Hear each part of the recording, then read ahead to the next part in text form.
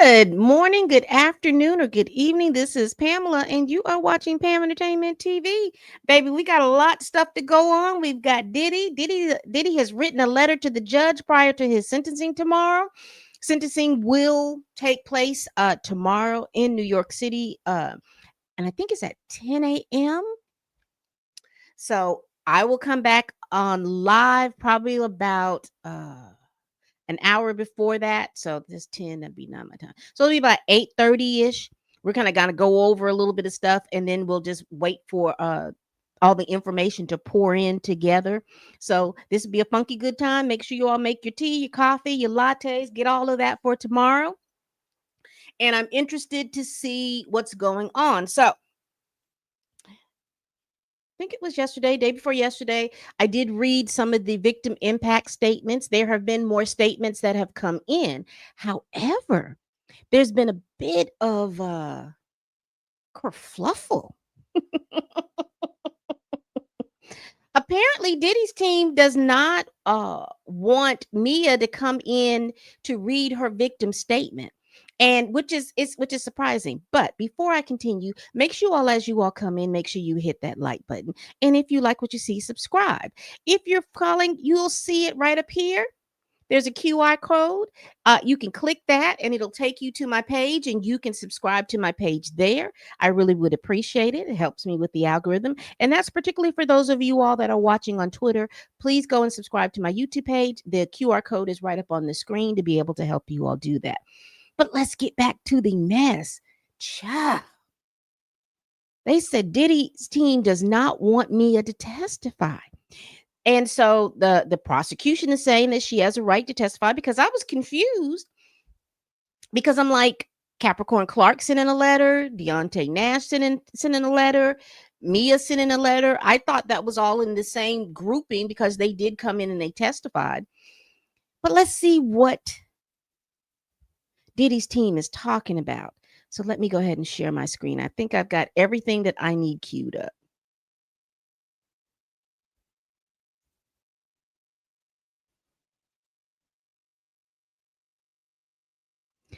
All right, so let me make these things bigger for you. I don't have it.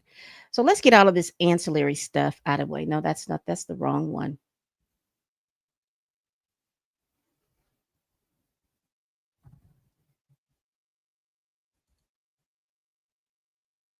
I told y'all, Anita. Here we go, people. Here we go. Oh, all right. Let me change my view because I like to be on top. Here we go. All right.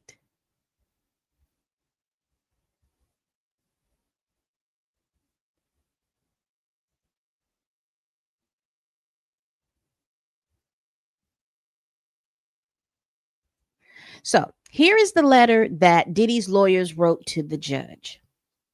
And this was October 1st. He says, "We are writing in opposition to the government's September 30th, 2025 letter motion requesting that a person with the false name Mia speak at Mr. Combs' sentencing for charges of which she is not a statutory victim."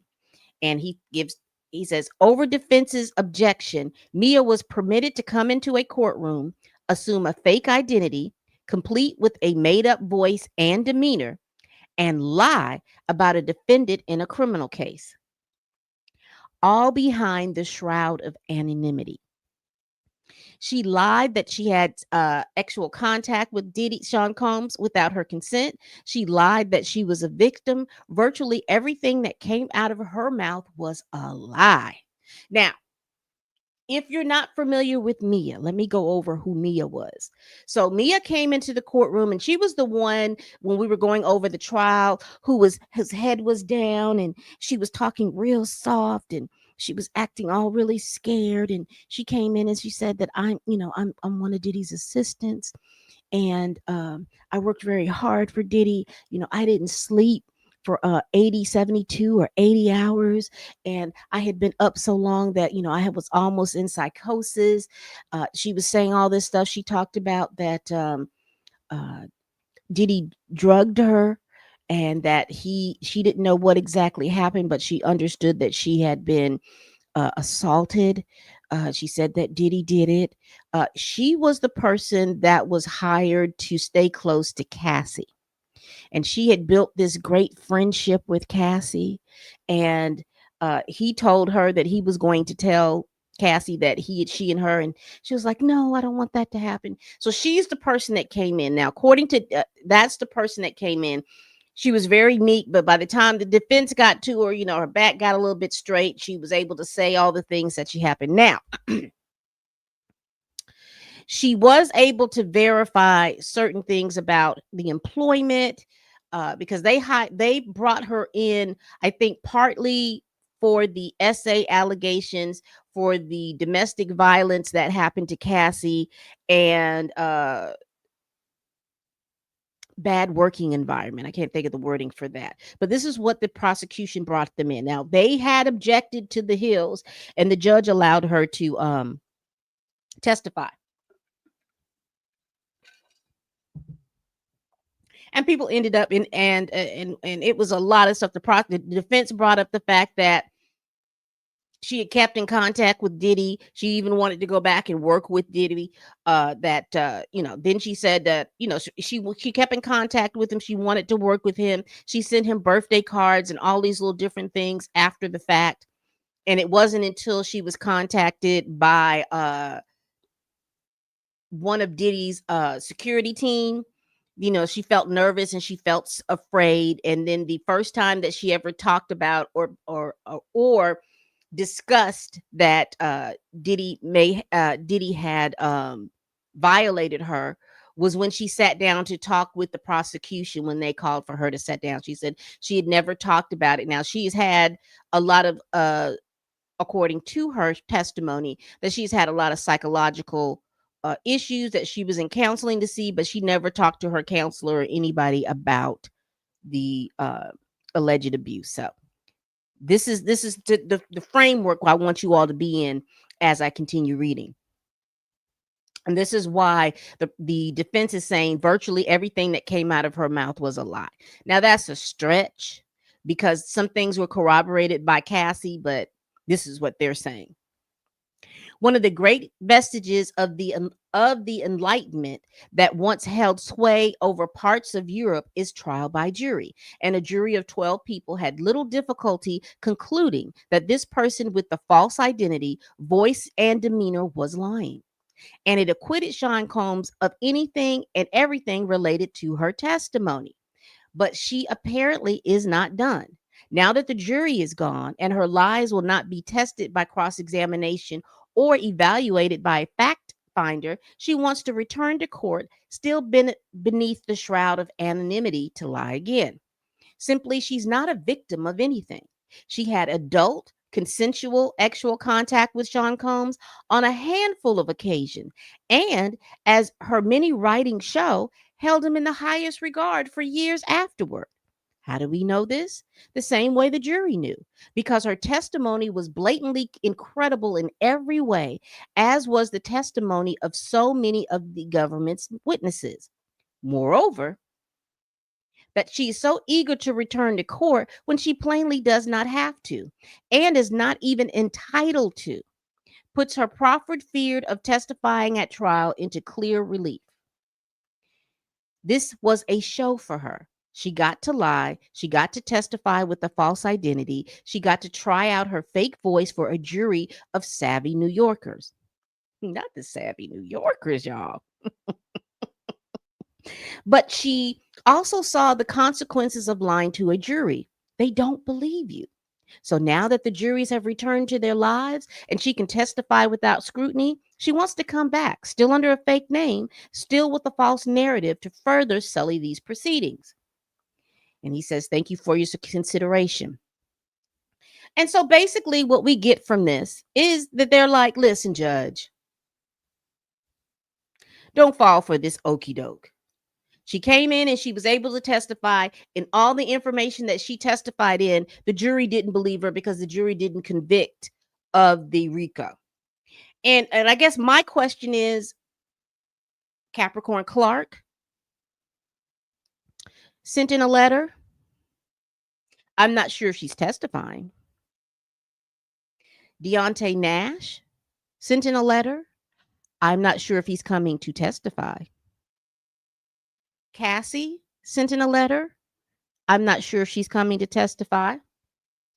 And her parents, Cassie's parents, Mr. and Mrs. Ventura, they sent in a joint letter. I'm unsure if they're going to testify. So they're saying that she is already on the docket to testify, which is interesting because, again, all the information that had anything to do with Mia, Cassie,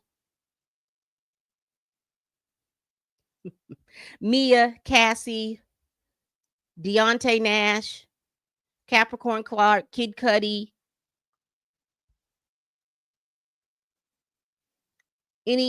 what's her name? Dawn from Dirty Money, Cassie's former best friend, a couple of assistants.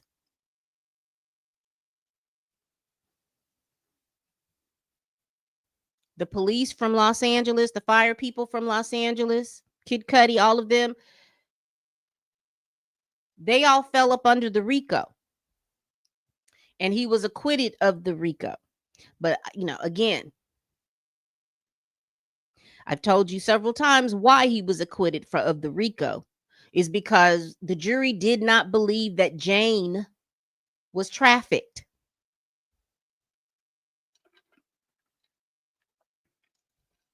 Because if they believed that Jane was trafficked, I do believe that the RICO would have stood.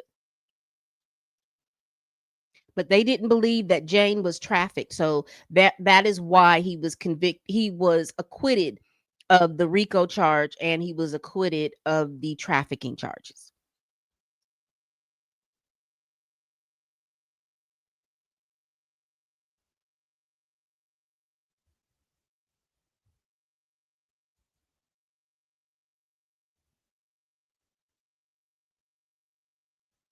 All right. So here is the prosecution's rebuttal to what Diddy's defense team was asking for.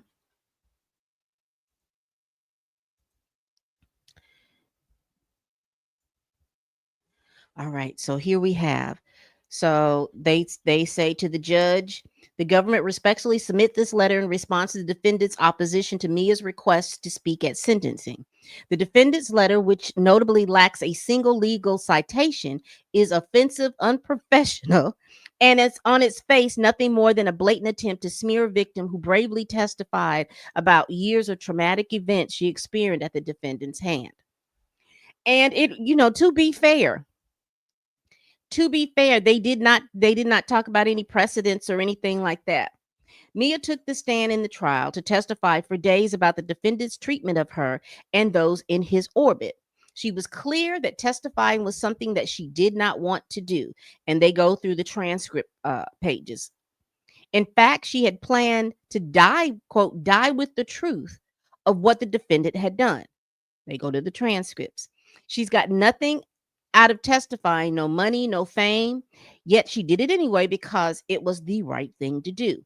How difficult this experience was for her was apparent based on the demeanor in the courtroom, in which she often looked down and struggled to get words out. That is not how someone lies.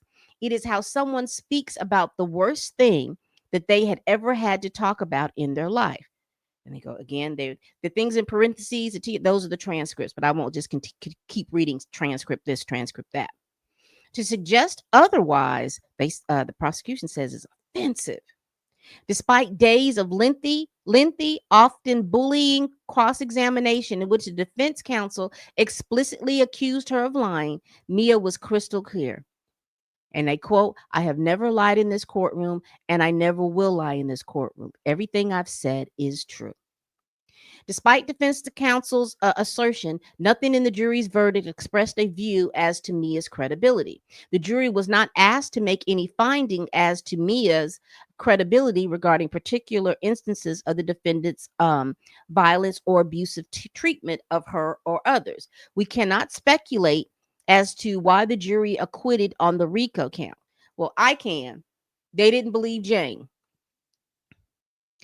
But as the defense counsel well knows, the jury could have believed every single thing that Mia said about the defendant's violence towards her and others, some of which was corroborated by other testimony and evidence in this case, and still have acquitted for other reasons, such as finding that the enterprise was not proven beyond a reasonable doubt. To draw any factual inference about Mia's credibility based on the jury's acquittal is not only wrong, but it is not allowed under the law.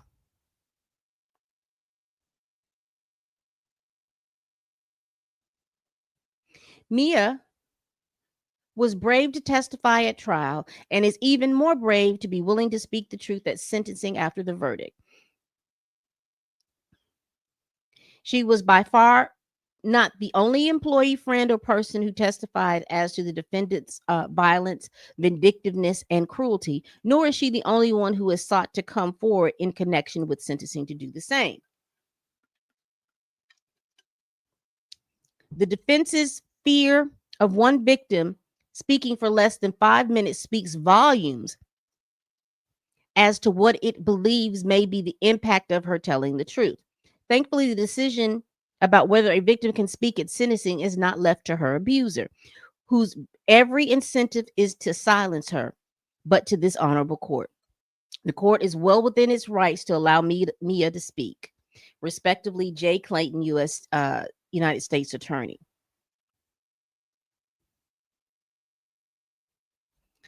Yeah, because one of these people were fired. Comey. The Comey lady was fired.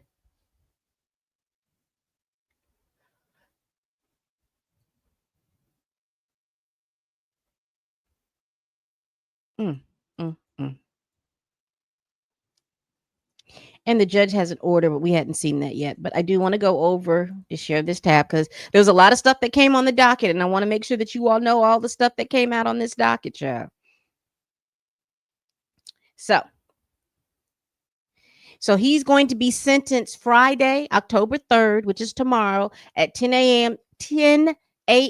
Eastern Standard Time. And that's going to be 9 a.m.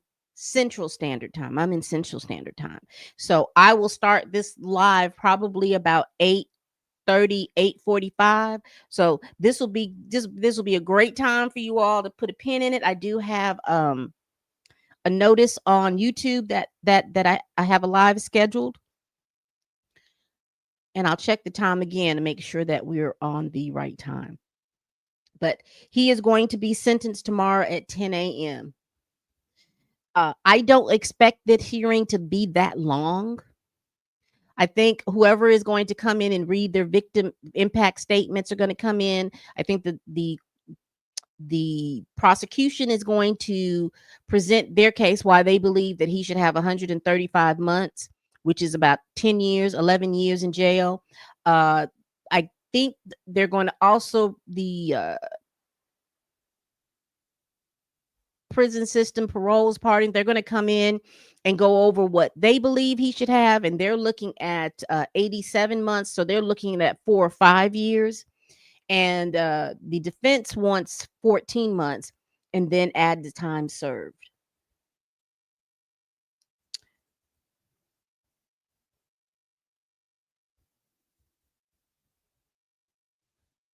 All right.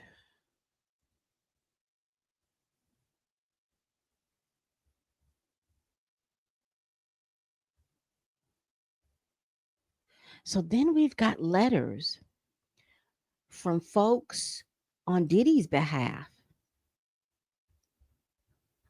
and we're going to go over those because guess who sent a letter in? Miss Gina.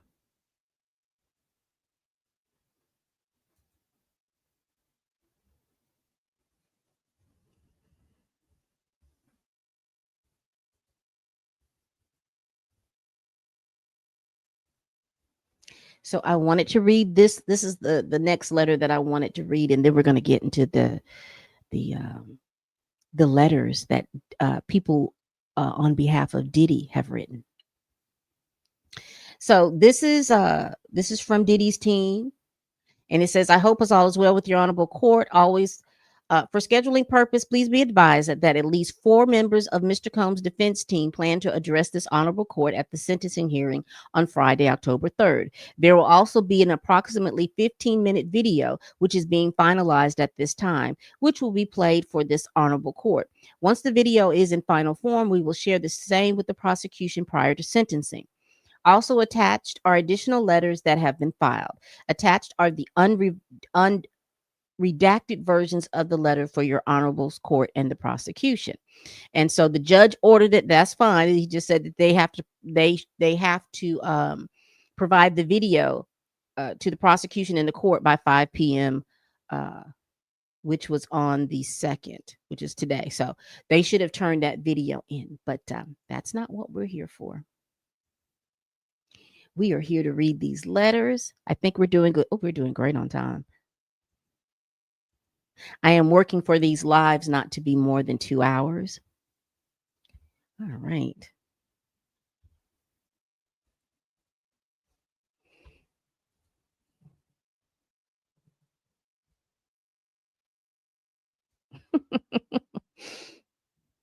Hello there, Darnell. Thank you so much for watching. Darnell says government overreach all over DV and baby oil free Sean Combs. Well, the jury believed that he transported the people for the prostitute too.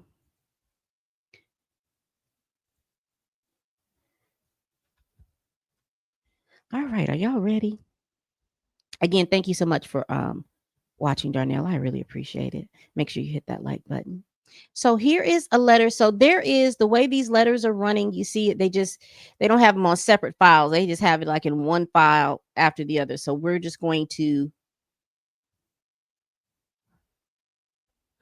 So this is from Gina, the infamous Gina, the person who I believe was the linchpin of this case. If they were going to, because remember, I told you they did not believe that Jane was trafficked. And that was key because of the fact that there was a break. If you look at how they were arguing this case, there was a break in time between what was it, 2018, when the last time that he had any contact with Cassie, to 2022 when Diddy and Jane hooked up. Okay, so there was a break in time. However, we found out that there was another woman who was Gina. Now you remember the assistant. I think his name was David. I can't remember, but it was the second assistant that it was the second assistant, that male assistant that testified. He talked about being at the home and Diddy was throwing apples at this woman, and how they were fussing and cussing and all this other stuff. So that was supposed to have been Gina. That was the linchpin.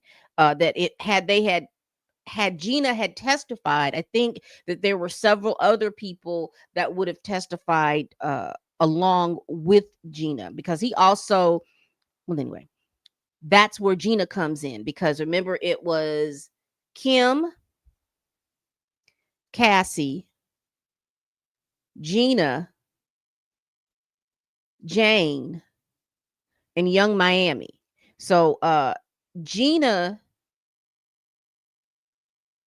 was there, I think, during the time of who was the Chance's mom? I can't remember what her name, the lady that was from Atlanta. So she was there during all of this time.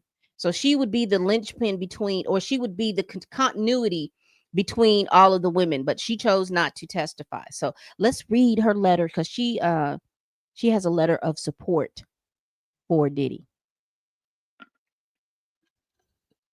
All right, ready? It said, Dear Judge Subranium, I know you are sentencing Sean Combs on Friday, and I have been thinking a lot about it. I saw in the press letters were submitted by many concerning the sentencing. No one asked me or told me to write this letter, but I felt my voice should be heard, as I was identified as victim 3 in this case, and I understand charges that were brought concerning me, including accusations of trafficking and prostitution. I cooperated fully with prosecutors. I met with them 3 times, answered their questions, and gave them all the information and evidence I had, including pictures, videos, and text messages from my phone. During those meetings, I felt pressured to feel like a victim.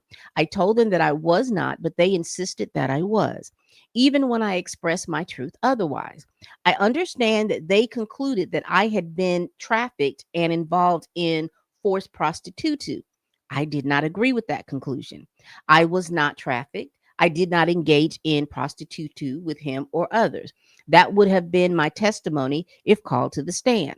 I was subpoenaed and fully prepared to testify and answer all the questions truthfully. But I was informed by my lawyer that I will not be called to the stand. Because you remember, it was this big thing about they couldn't find victim number 3. Where is victim number 3? We can't find her. Y'all, am I the only one that remembers that? We can't find victim number 3. Where is victim number 3? She's gone. No one. They sent the marshals or somebody they supposedly had sent out to get. We can't find her. Anyway, let's continue. I want to emphasize that I understand the seriousness of this case and the pain others may feel.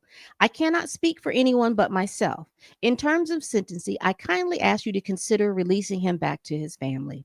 I understand throughout the process he's been cooperative and respectful, including turning himself in. Throughout this process, he has never once reached out to me or made me feel uncomfortable in any way. I believe he will continue to be compliant with the court's condition upon release. I understand that accountability is important, and I'm not writing this to dismiss the gravity of the charges, nor to criticize anyone. I write to express my perspective as a so called victim. I write to express how I felt during the investigation and trial, and how I feel now waiting to hear the sentence. Interesting. Let's see how she felt. She says, I felt compared to share my own perspective honestly. I respectfully ask that you take my words into consideration when making your decision. Thank you for your time and allowing for me to be heard. Oh, I thought she was going to go into something more deeper, but she didn't. So this is Gina's letter. So let's go to the next letter. All right. So this is from someone named Shamoy Allen. And she says, Dear Judge, my name is Shamoy Allen, and I'm writing to let you know, I'm writing to you with the utmost respect and support of my mentor, Sean Combs. I am a hardworking man, a father, and a college graduate. Family and faith are important to me, and it's through those same values that I have built my life and career. I have had the privilege of knowing Mr. Combs for several years, not only through my own experiences with him, but also through my lifelong friendship with his son, Justin. Justin and I grew up together as childhood best friends, which gives me the unique opportunity to witness Mr. Combs both as a father and a mentor. From that perspective, I have seen firsthand how deeply he values his children, how present he is in their lives, and how he strives to guide them with love and responsibility. Over the years, I have come to know Mr. Combs as a man of integrity, faith, and family. He has consistently carried himself as someone who cares deeply about the people around him. His words, guidance, and actions have left a lasting impact on my life, inspiring me to work hard, take responsibility, and always strive to uplift others. Mr. Combs has also shown through his work and actions how deeply committed he is to his community. I personally have had the honor of being present during one of his charitable events in Miami during the height of the COVID pandemic.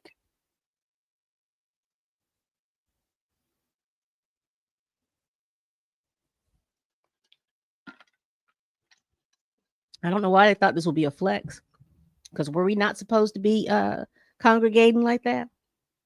When he gave back to struggling family by distributing much needed relief.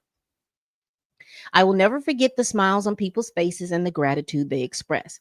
Seeing the joy and hope he brought to so many reminded me of the kind man he is, someone who truly wants to uplift people and make a difference in their lives. That day left an impression on me that I carry to this day.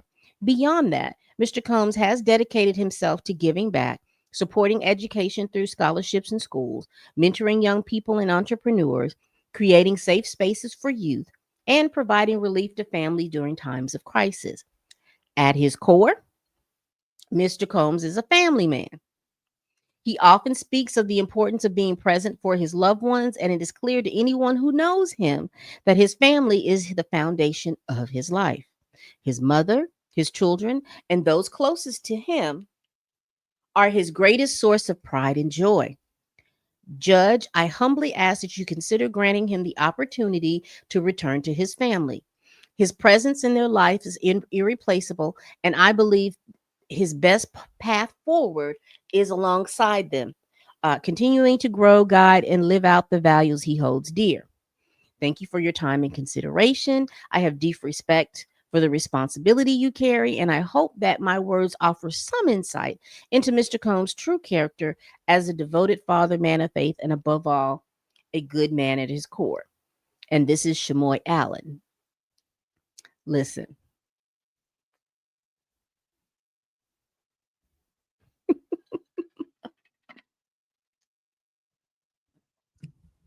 and I'll be clear, being a good person doesn't preclude you from breaking the law. Now, whether you agree with the law or not, and this is why I say, if this is a law, if this is something that is extreme, and it is a very extreme law, y'all need to work on making sure that you get this law either repealed or whatever. But a jury of his peers found him guilty of the transportation, two counts of the transportation of a person across state lines for the uh, sex and prostitute. And each one of those charges carried 10 years. Once again, the federal probation system, parole and probation system, after they've done their assessment, they have asked for the judge to go anywhere from 78 to 87 months, which factors in about 4 to 5 years. The defense has factored that they want him to get 14 months, which would include time served, and that he would leave the courtroom because he would have served more 80%, or 24. I think they were asking for like 24 months. He's already served a year in a month or so. And so he would only have to serve maybe 2 or 3 more months in jail before he could get out, because the feds want you to serve at least 3/4 of your sentence. And the prosecution is saying no. The prosecution wants him to serve 135 months, which would be 10 years. It's actually like 11.25, but he's already served a year, so he would have to serve another 7, 8 years in jail before he would prison before he comes out. All right, so let's continue. This is another letter of support for Diddy, and this is from Whitney Artist, and Whitney says, "I was an employee of Mr. Sean Combs at Bad Boy Entertainment for 3 years in the HR and operations department." Interesting. Interesting. She was HR.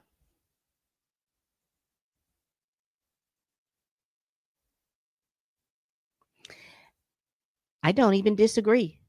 But what I'm saying is I don't disagree at all. But in order for that to be taken off the books, y'all got to petition or do what. I don't know how old you are, but I don't know if you've ever saw Schoolhouse Rock and I'm Just a Bill and the steps that you need to do to be able to get this uh get a law change to appeal this particular act. That needs to be done because it's one thing to talk about it, but we see in real time how it is being used. And because they used to call it the White Slavery Act of 1910. And again, it was based on the fact, if you're not familiar with the Man and the Man Law in the Man Act, it was based on the fact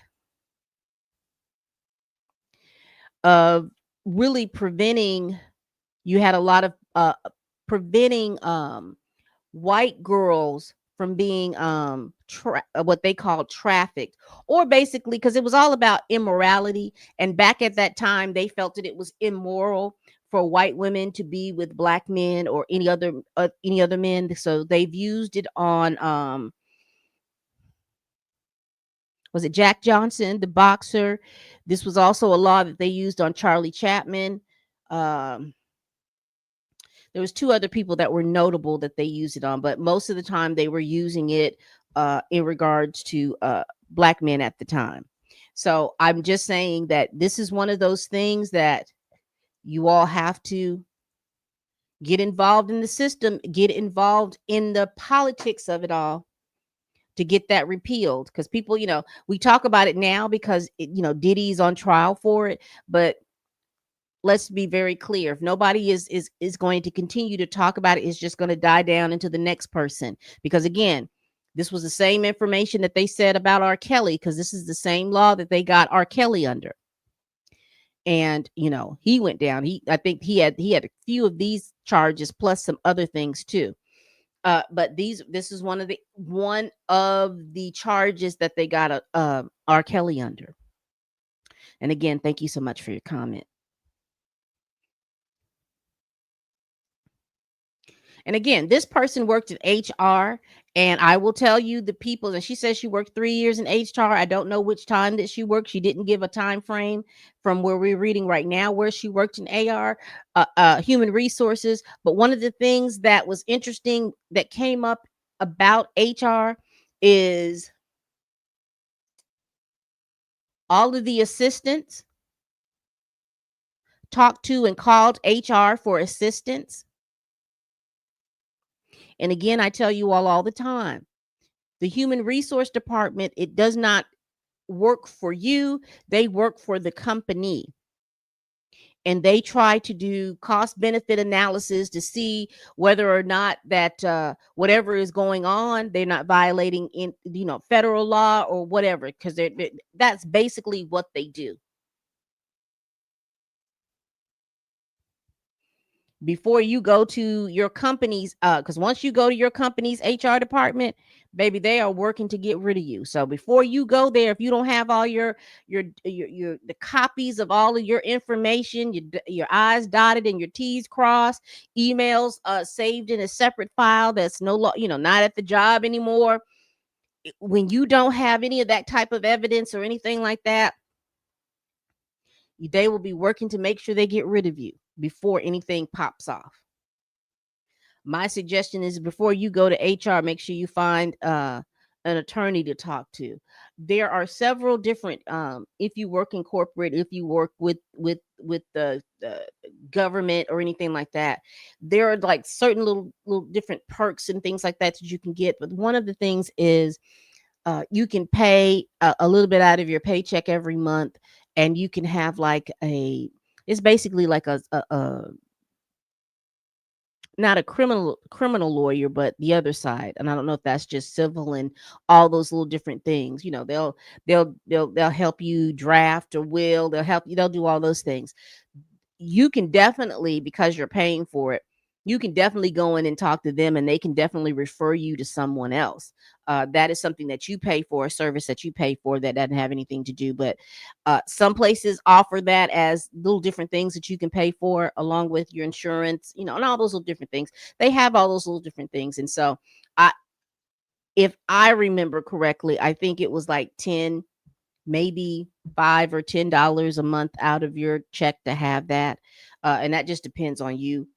But you could definitely sign up for something like that so that you'll have somebody that you can go to and initially have someone to talk to where you won't have to pay a big old retainer of $1,000 or $1,500 or and whatnot. But that's just a suggestion for you all. During my time there and after, I have interacted with Mr. Combs many of times in a professional level, this businesses and homes. During the time I've known Mr. C, he's always conducted himself in a professional and respectable manner. The Sean Combs that I know is a person of moral character, integrity, and responsibility for his family, employees, and friends. And let me just tell you anything about some of these letters that I'm seeing.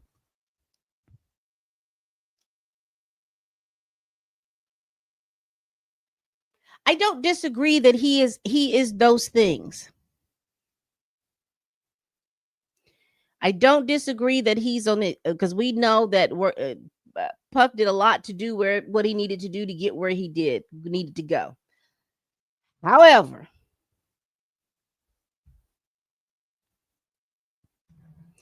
we know he liked the freak offs. We know he liked to take the freak offs. We know that he wanted those freak offs to the point that he was the video with strong evidence showing that he beat that girl to be able to bring her back for the freak offs.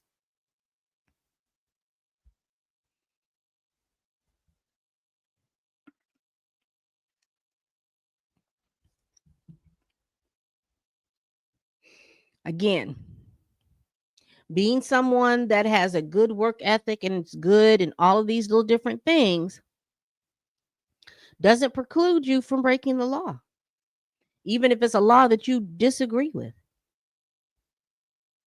In the workplace, he always demonstrated respect for others, a strong work ethic, and a genuine concern for the people around him.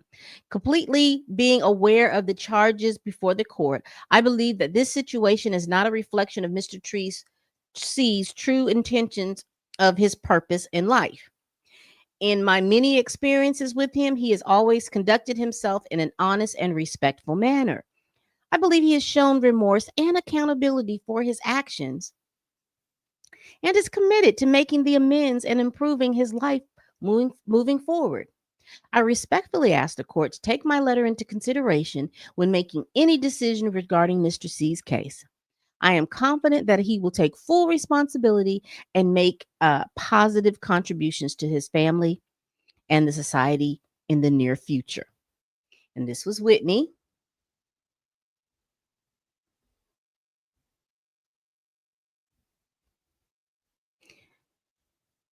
Who is this? Maribel Flacker? Who is this?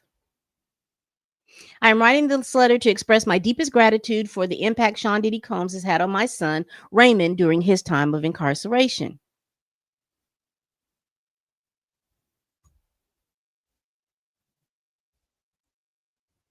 It sure isn't. It sure is not. And baby, they had t-shirts and everything to tell you that. None of that was. That's what they said. And again, I do not think the jury believed Jane.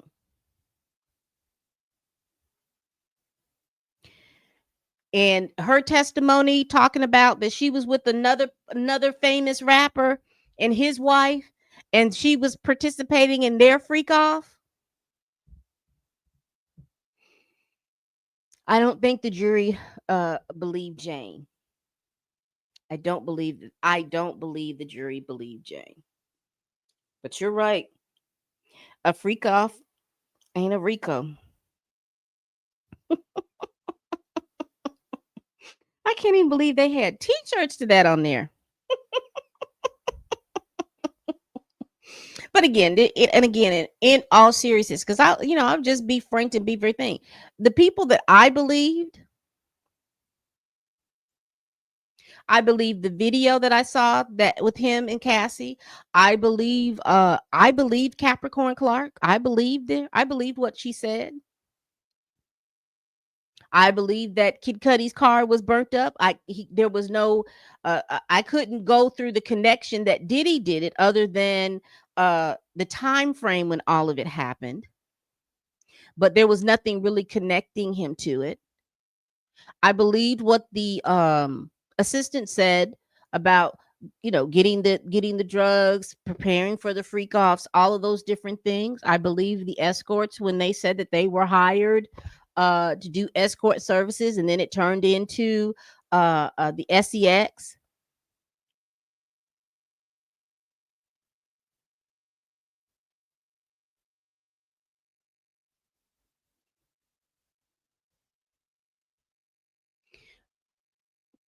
But again, none of that stuff was going to be able to come through because the jury did not believe Jane. They did not believe that Jane was trafficked. They believed that she was transported to the Turks and Caicos and New York and Atlanta and Los Angeles, Miami on the yacht. Hey, hey, hey. I believe all of that. But they did not believe Jane.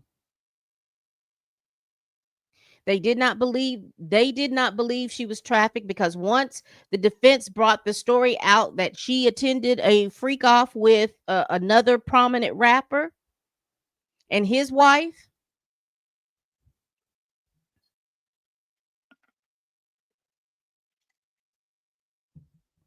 they didn't believe that. And because they did not believe that, even though I believe Capricorn Clark, none of that stuff is going to be admissible for her because, again, they had to believe everything that Jane said. They had to believe that she was trafficked, and they had to believe that the transportation for the prostitute too. They had to believe those both things in Jane. If they believed those things in Jane, those two things, they could have gone back and done the other stuff. But again, they did not believe Jane. They just did not believe Jane.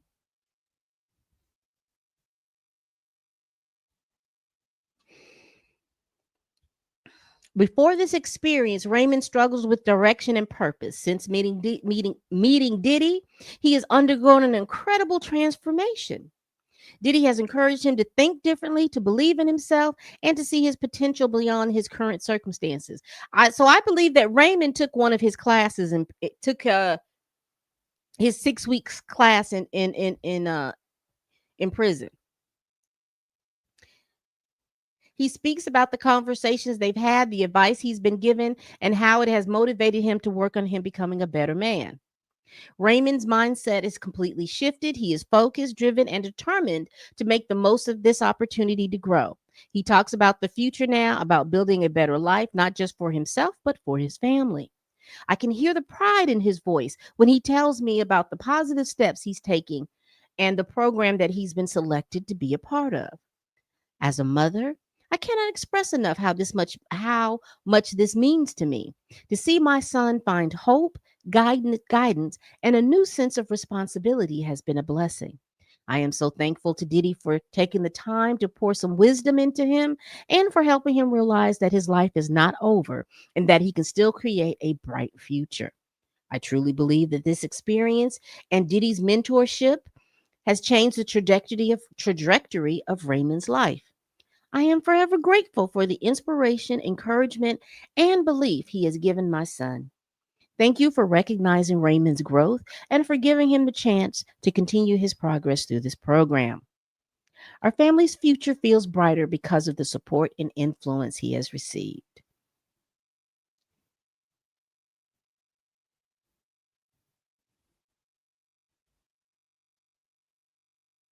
Okay, so this is another and I don't think I'm going to read all of these. So this is from someone Aisata Marsh. She sends him a letter.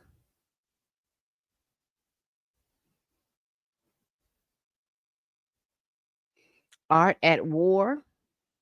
James McMillan is a New York attorney, and he sends a letter of support for Diddy. Ivy Rivera, she's worked with Diddy. She sends a letter.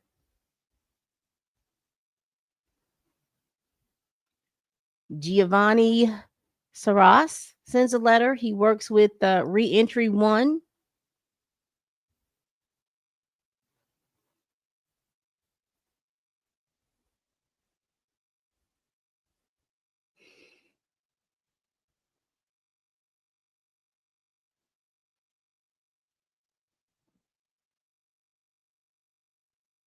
Oh, he's got scheduled teaching engagements. Well, go ahead, Diddy. And then you have Gary Johnson. He's a chaplain with the Miami Police Department, founder and national president of King Clergy, a civil rights and faith based organization rooted in the historic legacy of the Southern Christian Leadership Conference. So he's got some pretty good references. And again, we're not going to read them all. Excuse me. So sorry.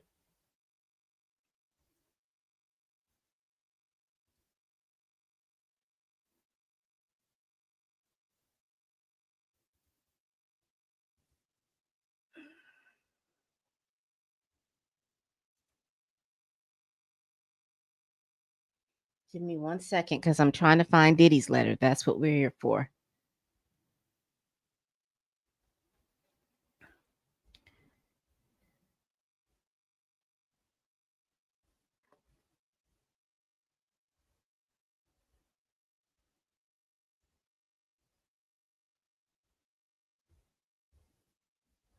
All right. Found it. I must have clicked off of it when I was trying to click these things. Sorry about that.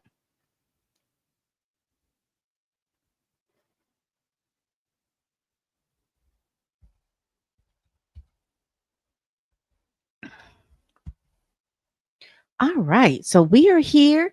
Let's share this screen, share this tab. And again, as you all come in, make sure you all are hitting that like button. And also, you see up in the corner over here, right up here, there's a QR code. If you are on Twitter and you want to subscribe to my channel, definitely hit that QR code and you will be sent to my channel. You'll be able to subscribe.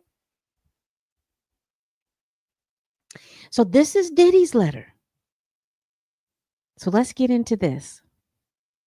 He wrote this today. He says, "Dear Judge Subterranean, I hope this letter finds you well and in good health and spirits. Thank you for the opportunity to express my thoughts to you. First and foremost, I want to apologize and say how sincerely sorry I am for all the hurt and pain that I have caused others by my conduct. I take full responsibility and accountability for my past wrongs. This has been the hardest 2 years of my life, and I have no one to blame for my current reality and situation but myself. In my life, I have made many mistakes, but I am no longer running from them. I am so sorry for the hurt that I caused, but I understand that the mere words I'm sorry will never be good enough, as these words alone cannot erase the pain from the past. Over the past 13 months, I have looked in the mirror like never before. My pain became my teacher. My sadness was my motivator. I have to admit my downfall was rooted in my selfishness. The scene and images of me assaulting Cassie play over and over in my head daily.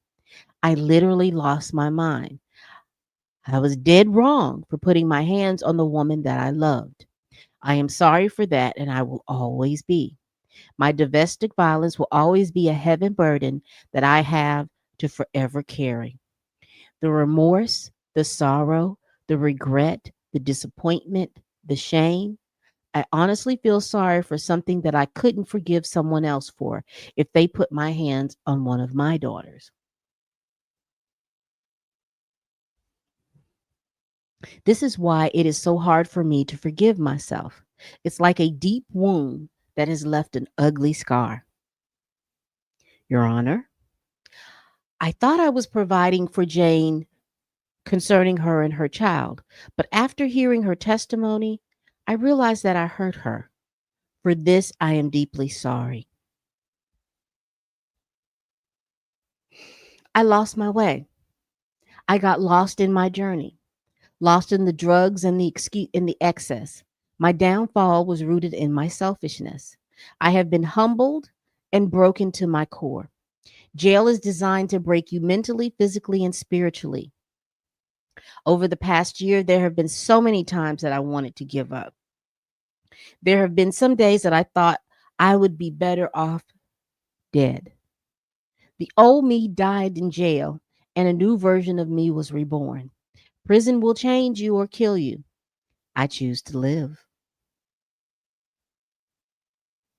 Every day since my incarceration, as difficult as my circumstances currently are, I have made the best of my time by reading books, writing, working out, or in therapy, obtaining the tools and knowledge to deal with my past drug abuse and anger issues. I have been putting in the work and working diligently to become the best version of myself to ensure that I never make the same mistakes again.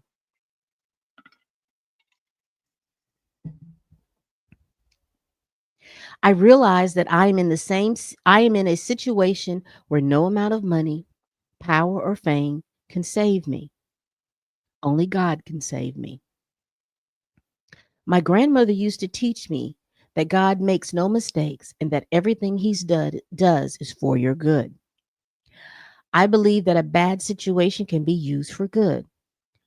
Although this situation has been the hardest and the darkest time in my life, good things have come out of my incarceration. For starters, I am now sober for the first time in 25 years. Damn. I have been trying my best to deal with my drug abuse and anger issues and take accountability, as well as positive steps towards healing. One of the most beautiful things that I've experienced is being asked by my fellow inmates to teach and mentor them. They wanted to learn what I did to become a successful businessman. I was inspired by their hunger and desire to learn information in order not to only set goals, but to achieve any goal, dream that they had their heart's desire.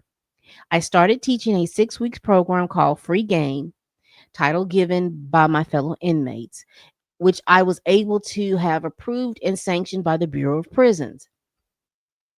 I don't just teach about my success, I also teach about my mistakes and failures. It has truly been a blessing to do something positive in a negative situation. It has been beautiful to see the newfound hope in my fellow inmates' eyes. The most shocking thing was to see the unity and the peace this class has produced. As you are probably aware, jails and prisons are segregated places. However, in our class, we have Black, Spanish, white, and Asian all together in one room, learning and working together. We even have an entrepreneur for the Spanish, an interpreter for the Spanish speaking inmates.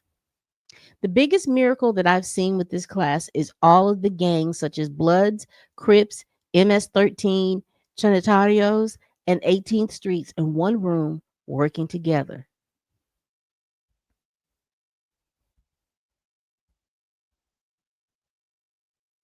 Diddy bringing the people together. I am also proud to say that since this class started, there have been no fights in our unit.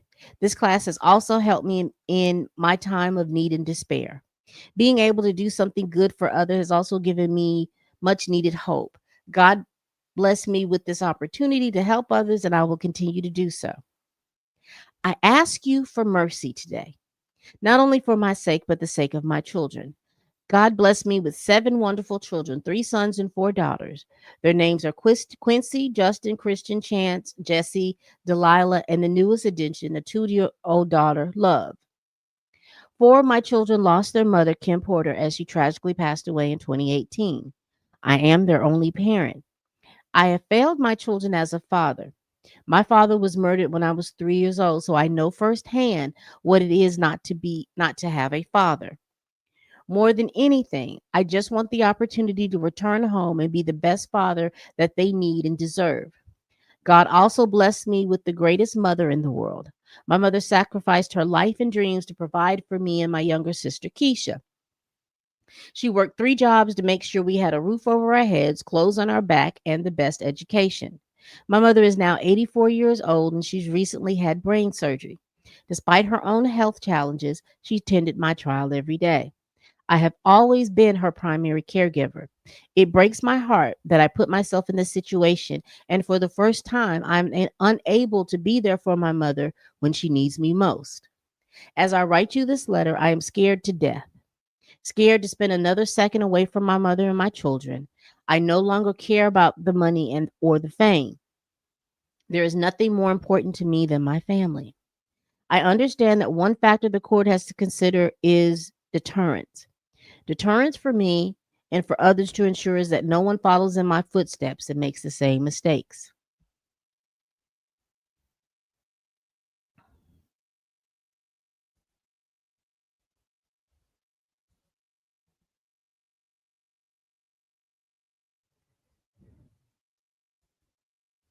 That's what he's saying. Donnell says Sean Combs has a mother and a young daughter to take care of. He should be at home with his family. Black fathers are important. Don't disagree. But what I will say about that for black fathers, if being a father is very important to you, and I know it is, and don't take this as me being flippant,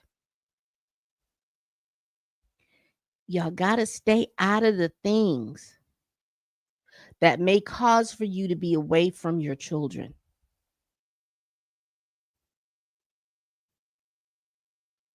And that's unreal. And again, that same argument goes for women. If raising your children is important, then you got to stay out of the things that may keep you away from your children.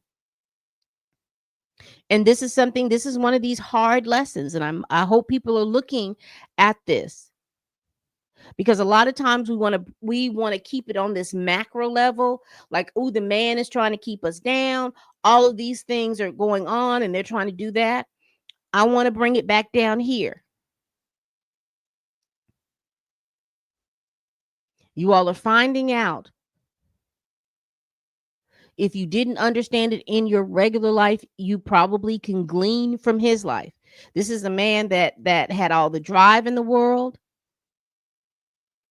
success. He knows how to reinvent himself and do all of these things. But that area in his life,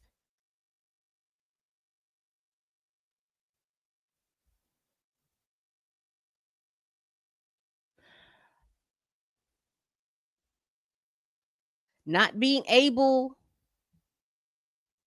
not either not being able to or willing to control these sexual drives, desires, or whatever they are, have led him in this place today, coupled with the drugs,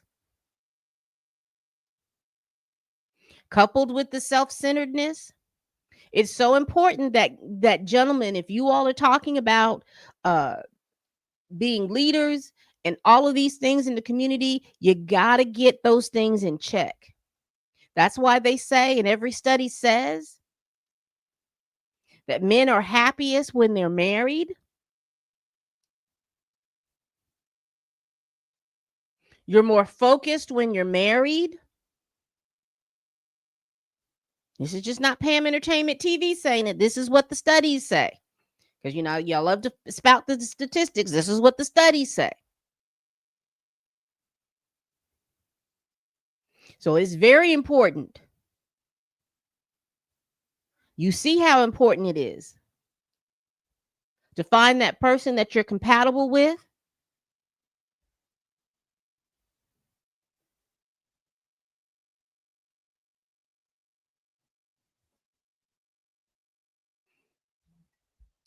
Because doing all of this freaky stuff with 1, 2, 3, 4, 5, 6, 7, 8, 9, 10, 11, 12 women is what's got him caught up. Right, wrong, or indifferent. This is what's got him caught up.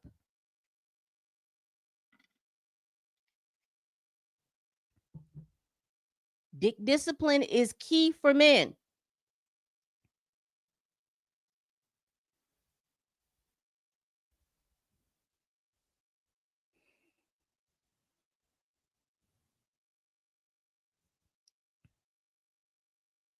Ernest says, Mr. Jones, absolutely. He was the only one arrested when others got immunity for drugs, prostitution, and violence.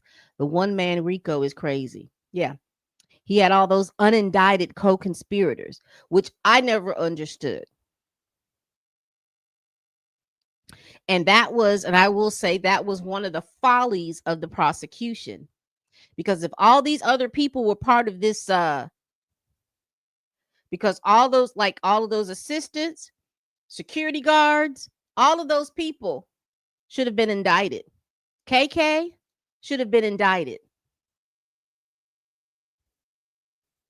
Because not only is it and the reason why I say this is this, and it's the same thing that I said about the R. Kelly case. It's one thing that he had all of those types of perversions and proclivities. He couldn't have continued if it wasn't for those enablers and handlers that he had around him that assisted him with all those things. And that's the way I feel about Diddy. If you have all of these people making sure that you got all of the mood enhancers, providing the place and everything, all of these different things, those people should have been, we should have, when they said that they had arrested Diddy, there should have been a laundry list of people who would have been arrested. Security guards, KK, this girl in human resources, assistants, the drivers, the people who were holding the money. All of those people should have been, there should have been a big old laundry list of folks.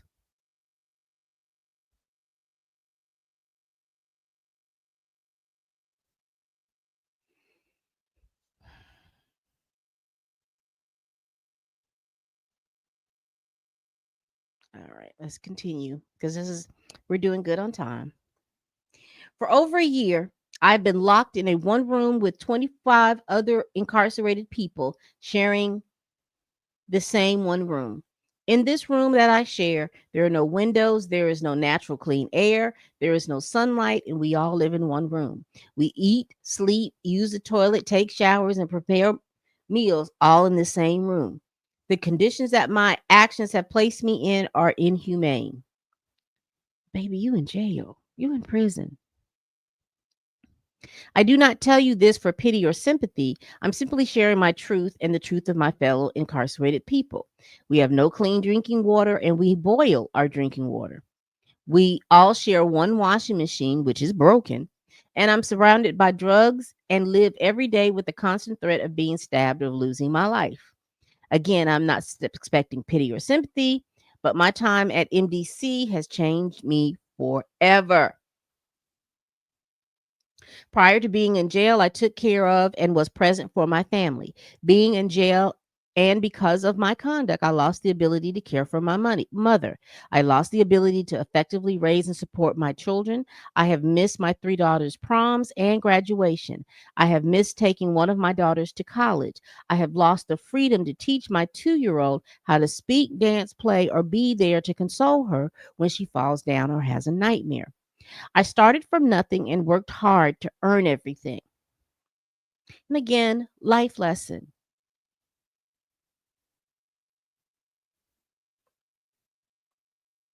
And I say these things because, a lot of times people will say, well, you're just trying to bring. No, no, no, no, no, no. See, you have to understand when you have been raised by and you're surrounded by men of integrity. That's all I want to say. Because sometimes we'll listen to people who talk and speak, and they're not wanting to speak life into you. They just want to say, oh, it's somebody else's fault. They're doing this and they're doing that. No, no, no, no.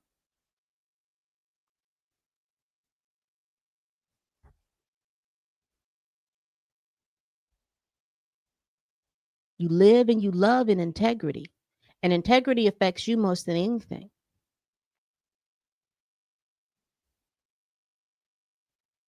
And the lessons that I take away from this, because see, all of this stuff that he's doing that, you won't be able to take away because his kids say that he is, that he is a good father,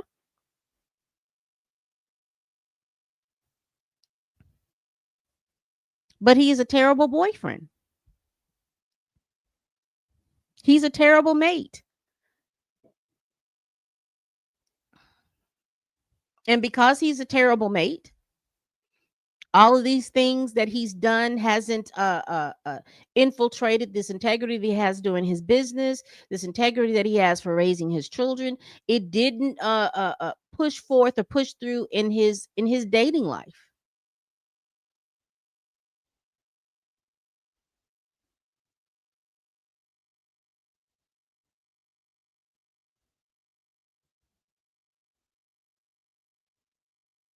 And we talk about being good people.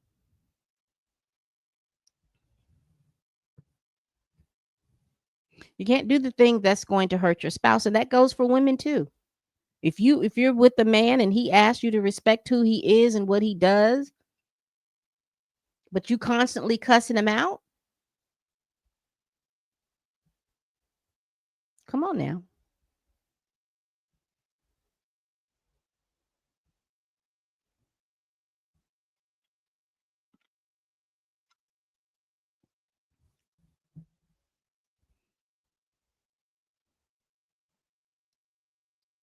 But because my conduct, I have lost all my businesses. I have lost my career. I lost the charter schools that I started, and I have destroyed my reputation and stained the reputation of those that worked for me. I lost being present with my family. Between all of my losses and lessons, I can state for a fact that I will never be in another criminal courtroom again. And I do not believe any other person would do anything similar from fear of similar punishment. If you give me a chance, I would like the opportunity to share my story with people to prevent at least one person from making the mistake that I've made. I cannot change the past, but I can change the future. I know that God put me here to transform me. Since incarceration, I have gone through a spiritual reset. I am on a journey that will take time and hard work. I am proud to say that I'm working harder than I ever have before.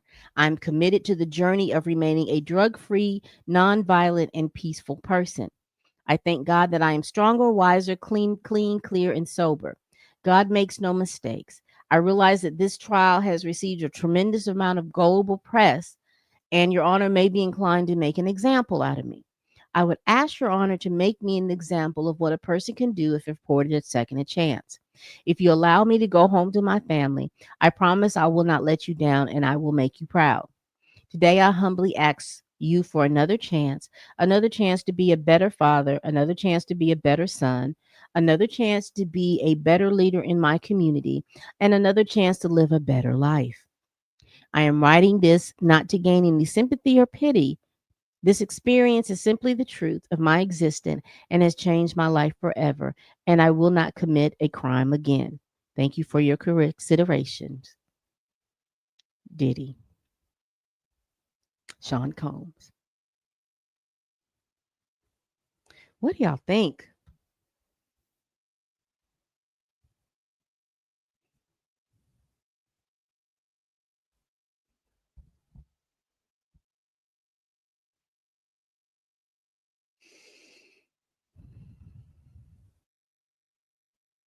Now, in his letter, he took responsibility. In his letter, he talked about hope. He talked about going back home to his family. Now, reading these letters and reading the letters that we have from all the other people, plus let's talk about the letters that he got in opposition from him getting out. You know, the letters from Cassie, the letter from Cassie's parents, Mia, Deontay Nash,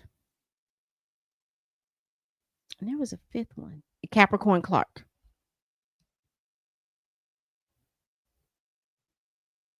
How do you think the judge is going to rule?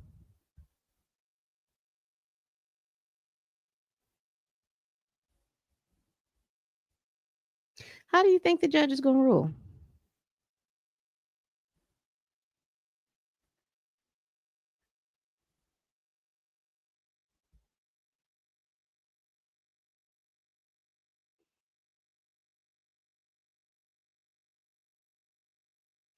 Give me one moment.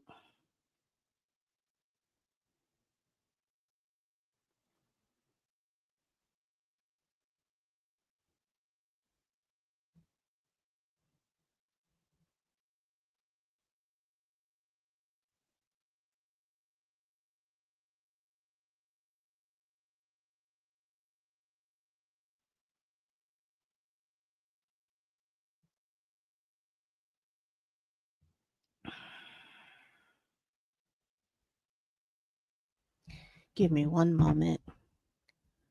I was trying to.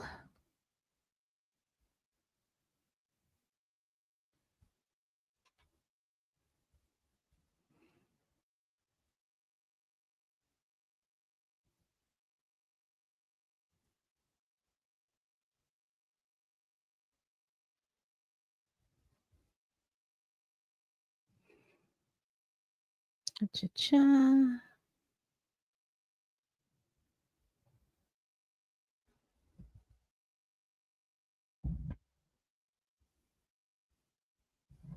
All right, so I'm gonna put a poll up real quick.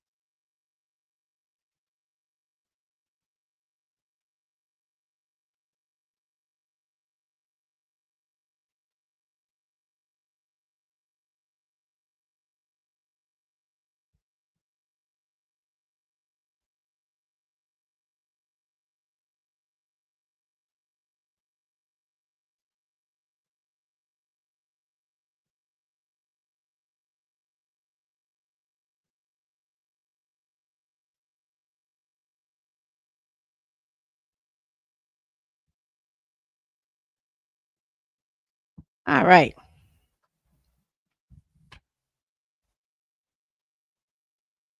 So I put a question in the chat. How do you think the judge is going to rule? Put a 1 in the chat if you think he's going to follow the recommendations of the prosecution. Put a 2 in the chat if he's going to follow the recommendation of the parole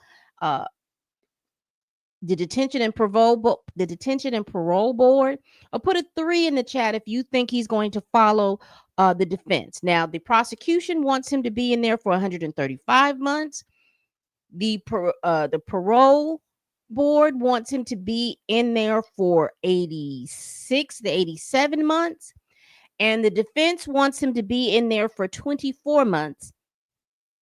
So down and so that's one for the prosecution, two for the parole board, or three for the defense. How do you all feel that the judge is going to rule tomorrow?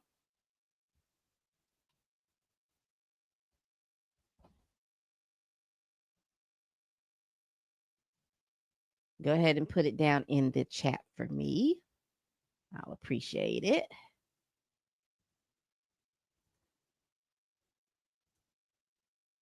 Again, the prosecution wants him to be in for 135 months. That's 10 years. The parole board, the probation and parole board wants him to be in there for about 80 something, 86, 87 months. That's 4 to 7 years. The defense wants him in there for the 24 months with the 10 months, 12 months time served. So he'll only serve maybe like another 3 to 4 months. Y'all let me know down in here in the comments. So I've got a 3 so far.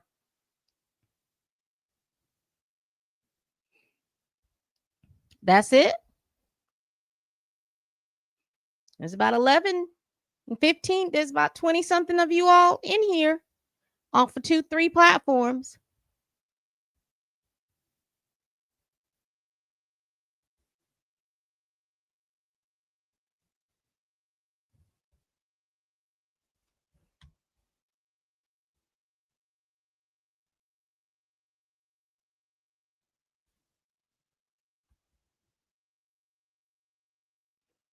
Once again, a 1 for agreeing with the prosecution.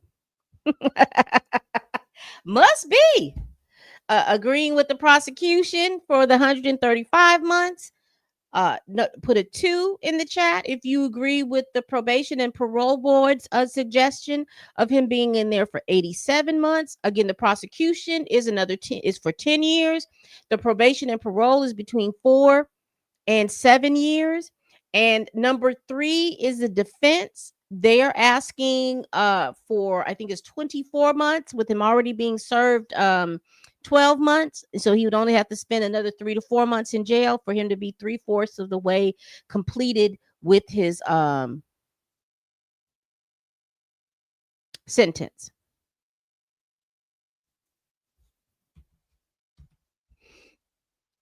So I put what I think that's going to happen. I think the judge is going to think that what the defense says is going to be too lenient. I think that what the prosecution is going to be too much. All right, we got a 1. Thank you, quiet one.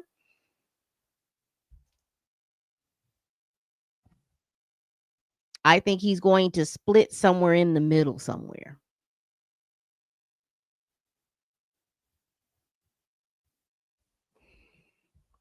So we got we got 1 of each with my vote.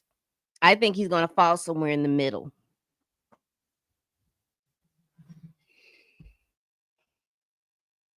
And I say that just because the indication of when he was asking to be released, when they did the bail hearings, and even when he wasn't convicted of the RICO and they asked for bail and he said no.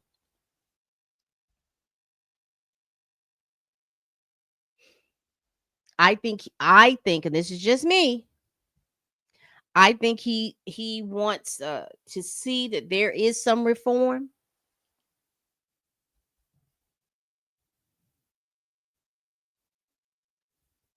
So I think he believes his safe bet is to go with the probation and parole board says. I don't know. That's what I think.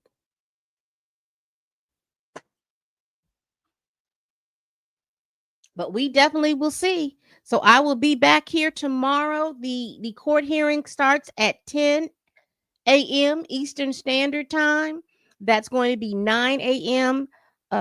East Central Standard Time. Thank you all so much. Thank you for the people that participated in my Q&A. I appreciate y'all. But we will be back here tomorrow. We'll be going over the information. The parole board is asking for 11 years. I thought that the prosecution was asking for 11 years. The prosecution was asking for 135 months. The parole board said 80. what was it, 86 to 87 months?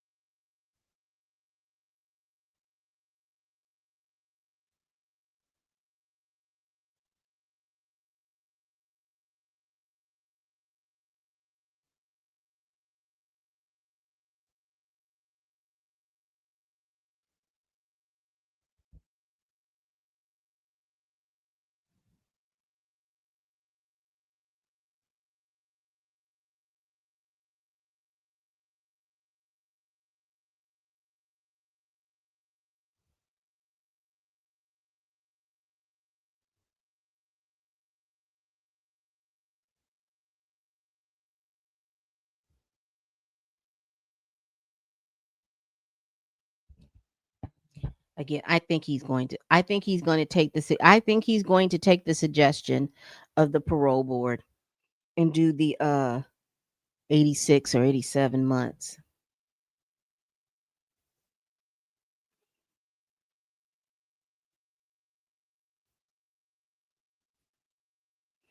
Yeah, cuz that's the 87 months is 7 year 7.25. So that's 7 years and a quarter.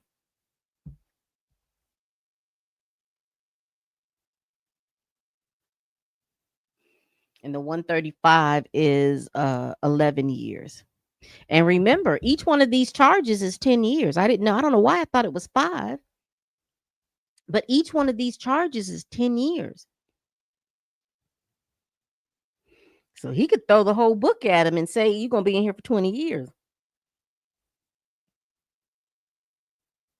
And that means he would have to do 15, 16 years. My. And again, y'all, good people,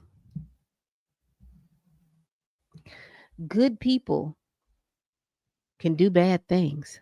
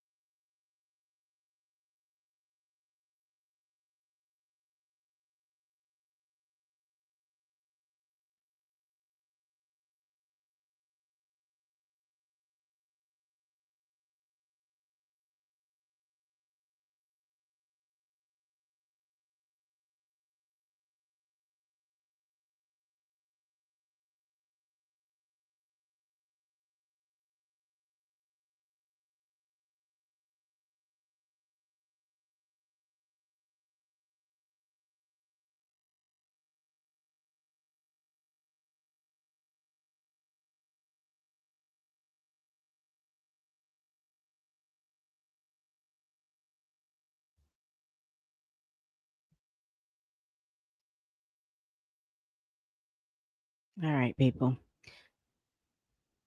You heard it on the court show. There is a document here. That's why I was looking for the quiet one. I was looking for the document because it was part of another document, and I'm assuming that it was supposed to have been part of.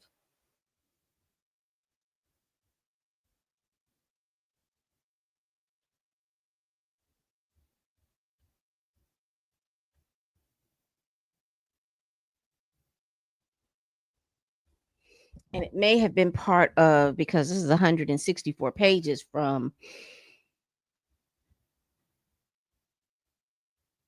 but they submitted something, and I'm wondering if it's in this because I remember when I was scanning and reading it, and I didn't like save it to my computer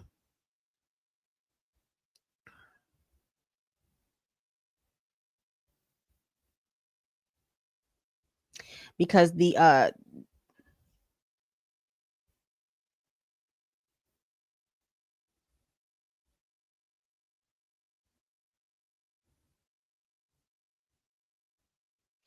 I remember that the prosecution added all of these enhancements, and they said that the probation.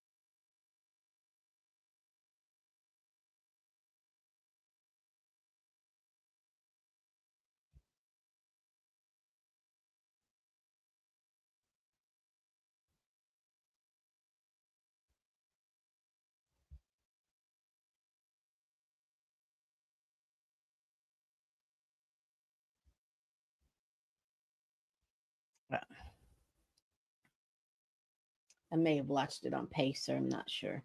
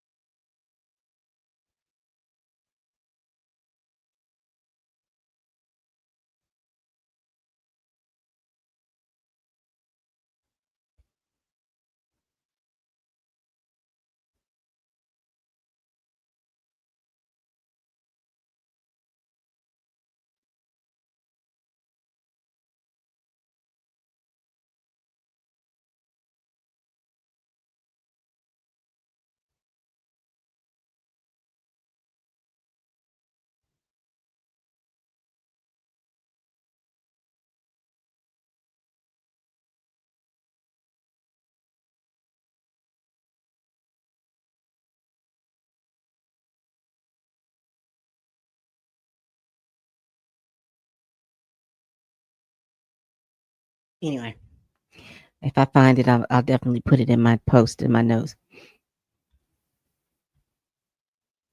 Ooh, do tell. You think he's going to give him 17 years?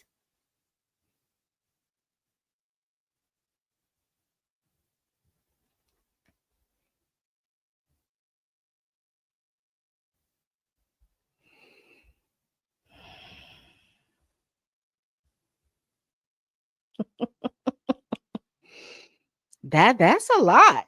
I mean, like I said, each one of those charges are 10 years.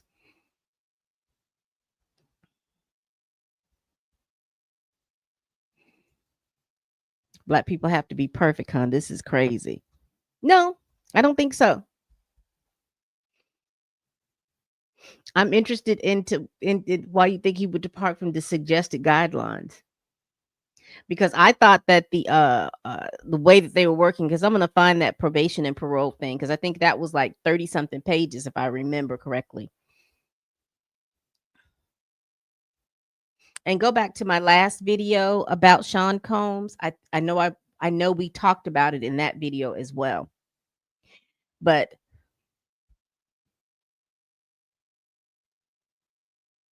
That's interesting. That's interesting. I think that again, the prosecution wants 11 years. The form that I read from the probation people, they wanted 86 to 87 months because they factored in his classes because he had one of his uh what do you call prison guards write him a letter or write something in there. It was somewhere in all of that information. I just have to go back and find it, but I personally think he's going to probably be in there. I said it first.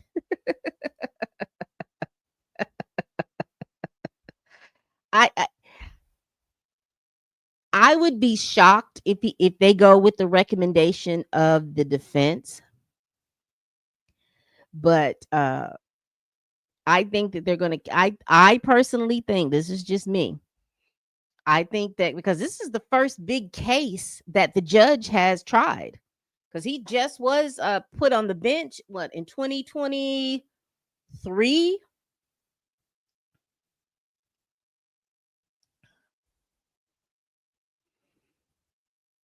I think he's going to give him 5 years. That's just what I think. I think he's going to give him 5 years. I don't know if he's going to give him time served, uh, but we will see, y'all. We will definitely see. Let me see. I read the letter. I was written by his lawyers. It will have no effect. Okay. Okay. And you're talking about that the letter by from the prison guard. Ori Spado, what do you think what's his sentence? What do you think he's going to get? You gonna think he's gonna get that 135 months, or you think he's going to get that 24 months that the defense is asking for?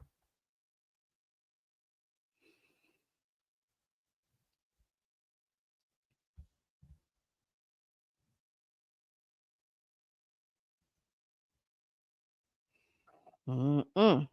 Well, y'all join me tomorrow. I will be online at about 8:30 Central Time, 9:30 Eastern Standard Time. And we'll chop it up tomorrow morning. Get your coffee ready. Go get your coffee, your chai teas, your soda, whatever it is. 5 to 7. That's where I'm looking at. This is Ori, this is where I'm looking at. And thank you so much for commenting and answering my question. This is where I'm looking at that they're talking about 5 to 7 years. But we will see. We'll chat it up tomorrow. I'll do another poll. I'll do one on Twitter X, and I'll do one on YouTube. And y'all go to either one of them. And again, you see the QR code that's up in the corner here. Please make sure you hit that QR code and subscribe to my YouTube channel. I surely would appreciate it. All right, people, we will come back here tomorrow morning. Thank you so much, everyone who has commented and interacted with me. I really do appreciate it. I really do. Make sure again, join me tomorrow morning at 9:30 Eastern Standard Time, 8:30 Central Standard Time. Please tell a friend, tell a kin, tell a coworker, tell that heifer that you can't stand that I'm over here making these videos. And we will join together tomorrow morning and see what that sentence is. Is it going to be the 135 months? Is it going to be the 87 months? Or is it going to be the 24 months? We'll definitely see tomorrow. And as always, people, bye bye. And y'all have a good night here.